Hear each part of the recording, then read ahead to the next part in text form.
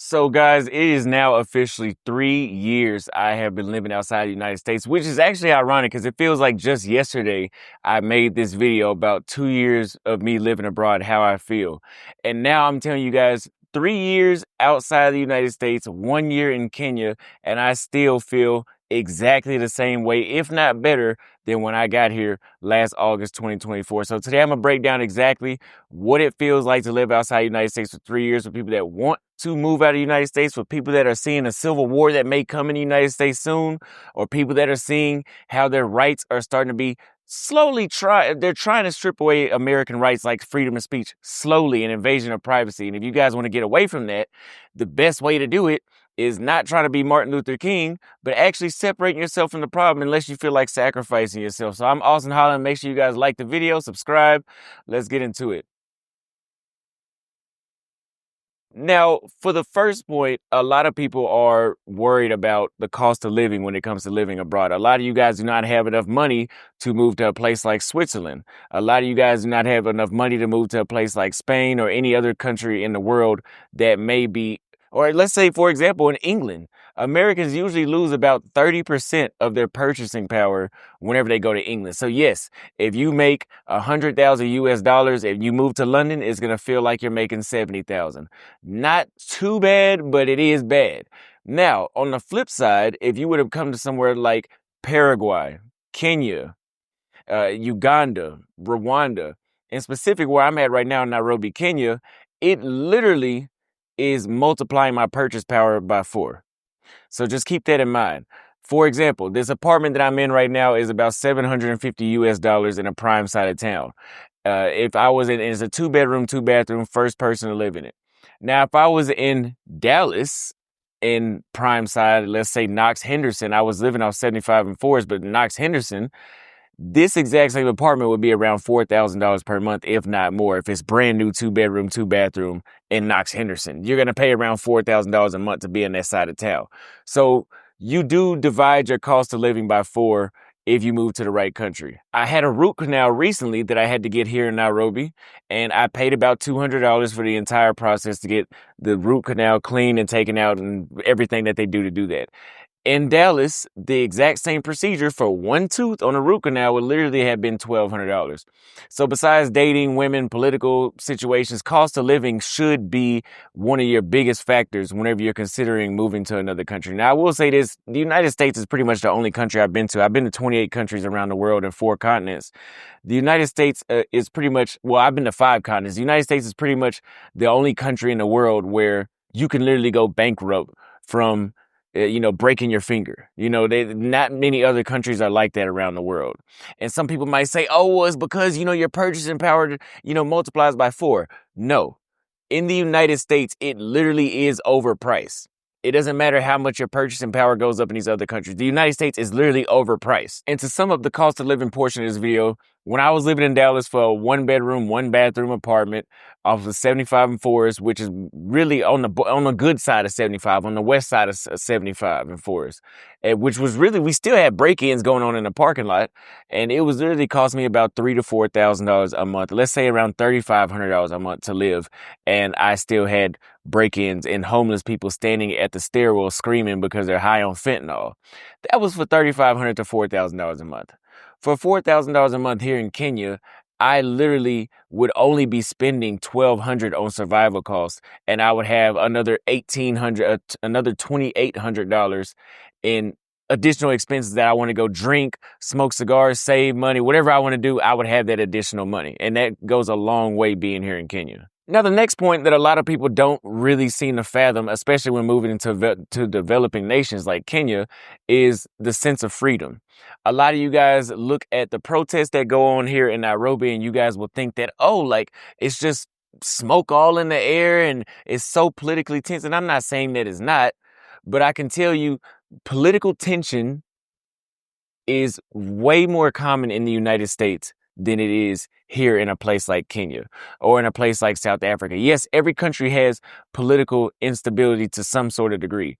But from my understanding, you can correct me if I'm wrong, there is no right wing, and yes, there are terrorists throughout Africa and stuff like that, but there is no equivalent to MAGA running around shooting people the same way that they would do in the States. Or there's no overt racism towards black people, especially because, I mean, for obvious reasons, and even not towards white people.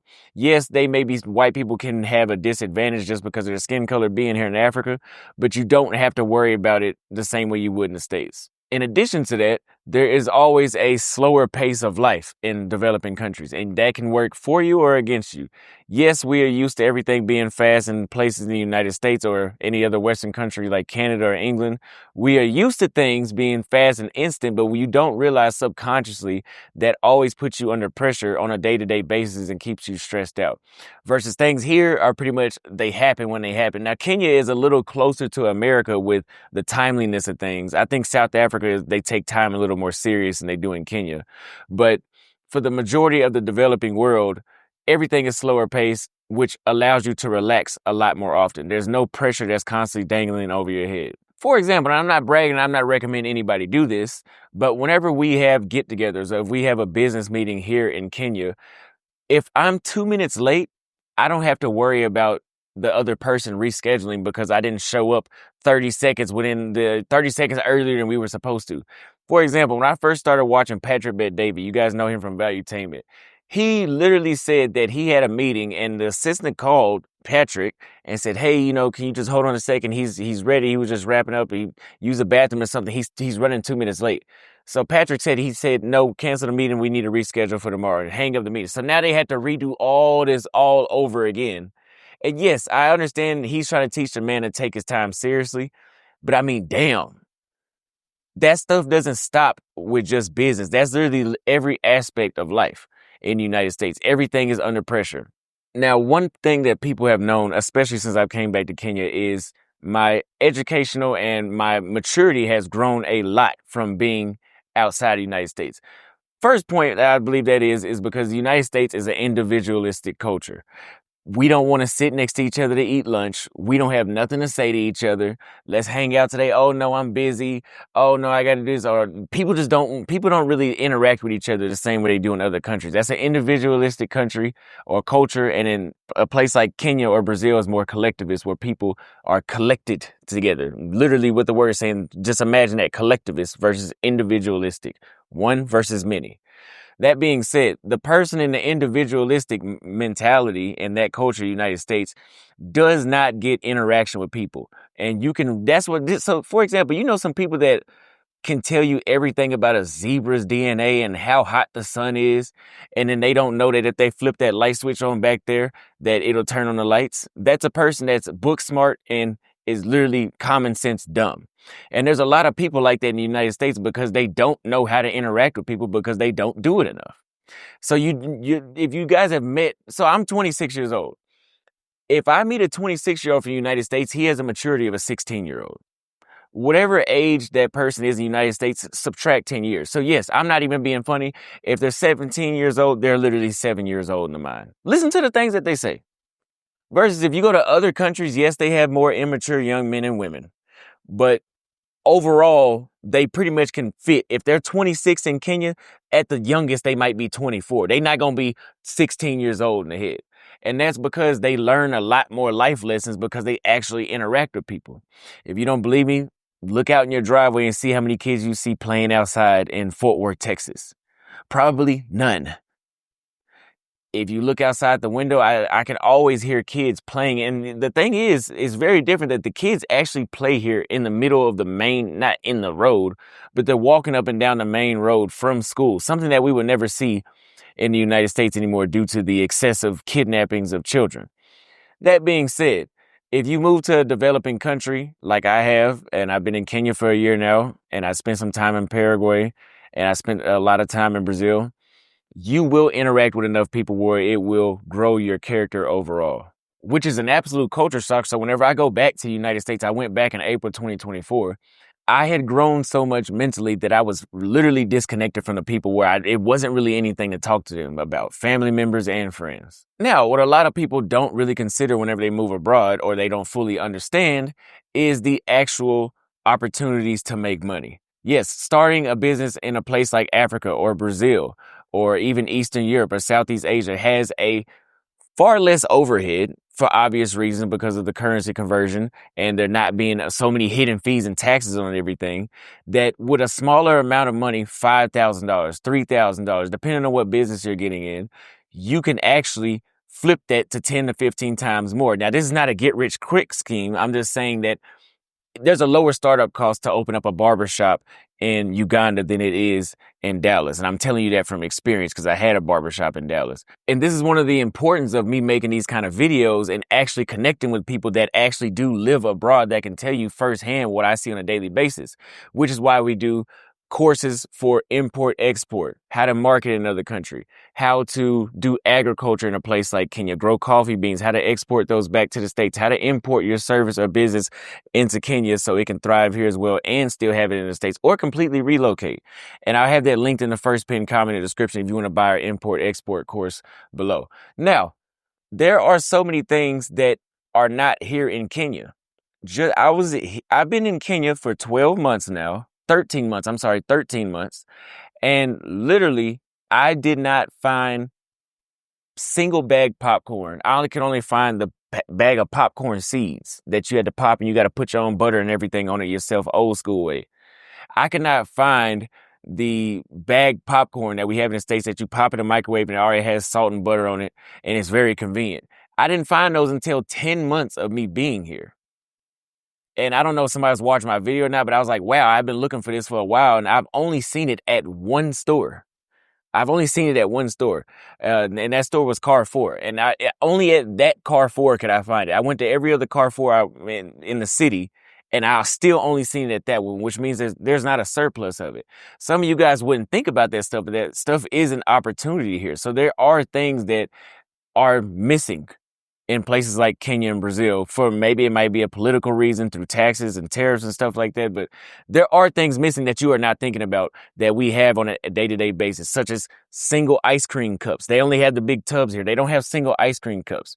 And again, I worked with Kevin to bring this course to you guys so you guys could learn exactly what you need to know. And that'll be linked in the first pinned comment, as I said before. And another way personally how I do this is I have 5 Kenyans that work for me. One runs my website. One does my tourism for clients. Another one does my calls. Another one edits my videos. And then we also have a driver that drives around our clients whenever they come into town. That is a far less overhead cost. Even if you're paying them 20% of what you make off of a consultation call, is far lower than what it would cost in the United States. And what this does is this allows me to provide opportunities for the locals so I can actually make an impact while removing some of the work for myself so I can stay more productive. Now, that can be good and bad. If you have money laying around and you have a lot of free time, focusing becomes a lot harder. So make sure you keep that in mind. And if you would like to speak with me on how to do that, that will also be linked in the first pinned comment as well. Now, this is the number one factor that actually caused me to move out of the United States, and it has evolved since then, but dating. Dealing with women in other countries is completely different. As I said before, the United States has an individualistic and other countries has a collectivist mindset. The individualistic women, the women from those cultures, they don't the same way. They only thinking about themselves.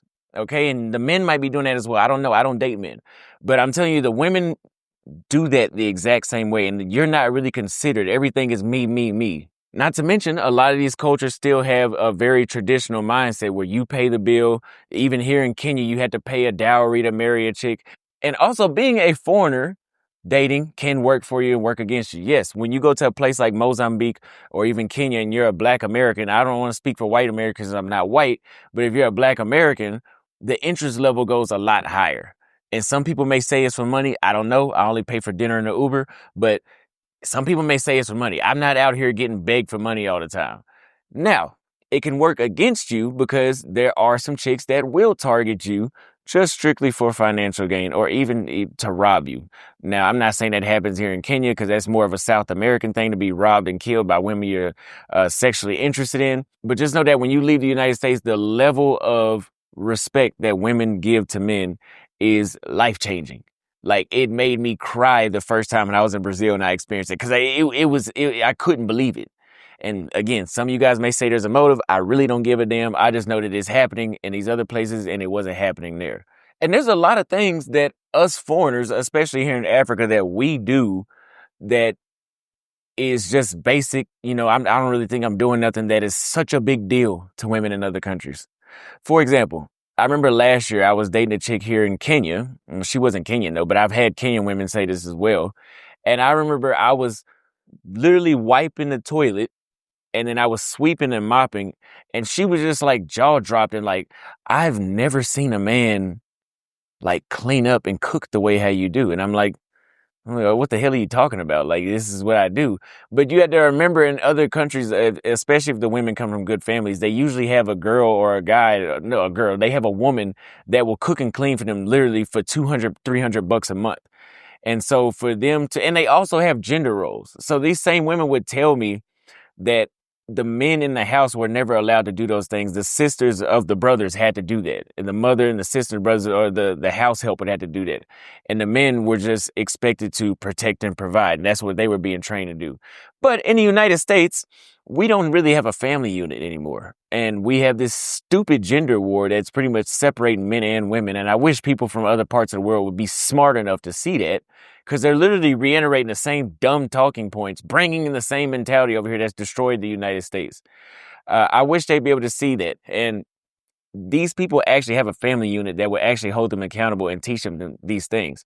Meanwhile, in the United States, you have men and women that grow up in single parent households. So it's not surprising that, yes, you had to do everything on your own, or some of y'all just have dirty rooms because you don't know how to do it at all. That's very unfortunate. But yes, that's the way how things are. Now, some of the negative things that you could run into by living abroad is language barriers, visas. There's some countries where visas, like for example, here in Kenya, the visa is the work permit to stay here is literally going to run you around $2,000. And then you're going to have to maintain that visa with an extra $1,000 per year. And you have to do that every 2 years. So you end up spending $4,000 to get a work visa to stay here, which is very expensive compared to a place like Paraguay and Brazil. $1,500 right after rip gets you 2 years with a regular temporary residency. Last time I was there when I applied for it. So that being said, you may be finding yourself like people do in Thailand doing visa runs. People do visa runs, jumping to the next country and coming back. They do the same thing here. So that could be an issue. So you need to make sure you do your research on that as well. And there's always bureaucracy. If you are in developing countries, every country has a level of corruption. Donald Trump does stuff that people would call corrupt. But corruption is a lot more in your face, and it's literally at every level in some of these countries. So in the United States, if they're corrupt, they get $1 trillion for the military. They're going to spend $995 billion on the military and steal the rest. Or if you go to a country in Africa or South America, they get $1 trillion. They're going to steal $1 trillion. They won't, the military wouldn't even have bullets. So there is a different, that's up there though. But even down to the security guard could be corrupt. You don't know. So those are things that you have to consider as well. But coming from a place where if you have extra cash, usually you're not going to have to worry about those things. But I'm not going to talk about that because I enjoy living in Africa and I don't want to talk about corruption in a country that I'm not from. And another thing you always want to remember, even if the locals tell you that you are one of them now, you still have to take that with a grain of salt because you are still always a foreigner. Some of them may look at you like you really are one of them. But yeah, there's a lot of envy and a lot of them are not gonna see you the same because you may see this, and this is usually why expats coming from America or somewhere in Europe tend to stick together, because sometimes you can't trust the locals and you have to you're more likely, and sometimes you can't trust the Americans either, but you have to be able to surround yourself with more familiar people. And that's exactly why whenever you book a consultation with me, I have my network that I will add you to when you come to places like Nairobi, Kenya. Like I said, that'll be in the first pinned comment. Now, some people are concerned about their safety, especially when they're visiting places like Latin America and especially Africa. Whenever I tell people I live in Africa, the first thing they bring up is wandering lions throughout the street, terrorists and insurgencies, and even political instability, especially when I talk about Kenya. They love to talk about the protests that happen in one side of town that you don't really have a threat of danger unless if you go to those protests. Meanwhile, when George Floyd died in the United States, the entire country in every city was protesting. So that was more dangerous being in those, like, yeah, that's not the same thing. That being said, here in Nairobi, Kenya, I've never felt unsafe at all. Even when I've had altercations here, I still didn't feel unsafe because it's not a dangerous culture being here. You can go to the ATM late at night, obviously not in Kibera, but in most places you can walk around late at night. Maybe not as a woman, but I've seen women walking around late at night, and it's something that you wouldn't see in a place like Sao Paulo. I remember being in Sao Paulo and they're telling me not to stand out on the street because there's bandits outside, essentially. So you need to do your research on where you're going to, but just know that there are some cities in Latin America that are safer than cities in the United States. For example, Montevideo, Uruguay, that's in South America, and Asuncion, Paraguay. I can tell you guys, I've never felt unsafe in any of those cities, and it literally felt safer than when I was in Dallas. Okay, there was no people running up and down the street with their eyes rolled in the back of their head high on fentanyl.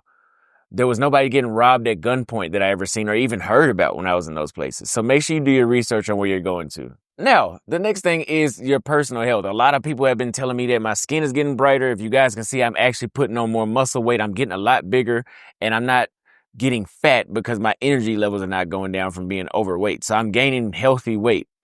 My skin is getting brighter. My energy levels are better. Whenever I drink the water here and eat the food, it feels better because the stuff is not tainted with chemicals made for people to expand their profits. Medical care is usually going to be more affordable in these places. As I told you guys before about my root canal, I paid $200 for something that would have costed $1,200 in Dallas.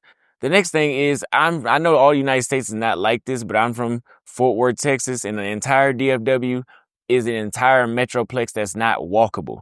The United States is such a capitalistic place. It's designed for people to buy cars. So they make the cities, most of those cities now, especially the further west you go, are designed for you to drive everywhere. If you want to walk to the nearest grocery store somewhere in Arlington, you're going to be walking like 35, 40 minutes just to get to the new grocery store, which, hey, if you like walking, that's okay. But I know I don't want to walk with a certain amount of groceries that are going to fill up my refrigerator. You're not going to walk with that for 40 minutes.